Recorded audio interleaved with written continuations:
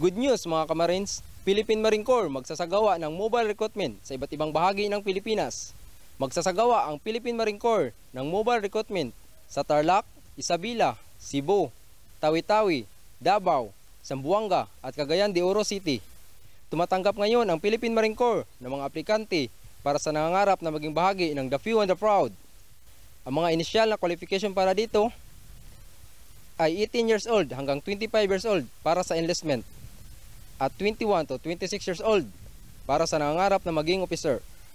Para naman sa initial requirements nito, magdala lamang po kayo ng PSA, birth certificate, 2x2 white background picture, K-12, TISDA, diploma para sa enlistment, at college diploma naman for officer.